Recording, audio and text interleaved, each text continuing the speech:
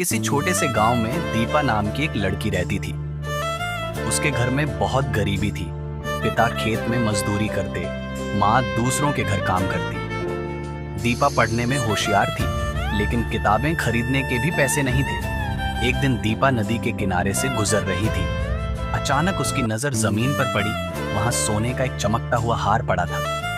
दीपा ने हार उठाया। उसकी आंखें चमक उठी। अगर मैं इसे बेच दूं तो माँ पिताजी का कितना कर्ज उतर जाए, मेरी फीस भर जाए, नई किताबें आ जाएंगी। मन में लालच आया, पर एक पल के लिए। फिर उसने सोचा, यह हार किसी का है, उसे कितना दुख हो रहा होगा। दीपा हार लेकर गांव के चौराहे पर गई और जोर से बोली, किसी का सोने का हार मिला है, जिसका हो आ जाए। थोड़ी देर में एक बुजुर्ग औरत दौड़ती हुई आई। रोते हुए बोली, बेटी, ये मेरी मृत बेटी की निशानी है।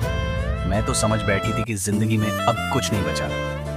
दीपा ने बिना एक पल सोचे हार उसके हाथ में रख दिया।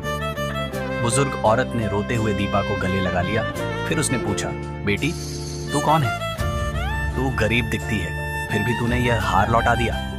दीपा मुस्कुराई और बोली, दादी माँ, गरीबी कपड़ों से होती है, ईमान से नहीं। ये बात पूरे गांव में फैल गई। गांव के मुखिया ने दीपा की तारीफ की और उसकी पूरी पढ़ाई का खर्च उठाने का वादा किया। बरसों बाद दीपा एक डॉक्टर बनी और उसी गांव में लौटकर गरीबों का मुफ्त इलाज करने लगी। नैतिक शिक्षा, ईमानदारी सबसे बड़ा धन है। जो सच्चाई की राह पर चलता है, भगवान उसके लिए रास्ते खुद खोल देता है। गरीबी एक परिस्थिति है, चरित्र हमारा अपना चुनाव।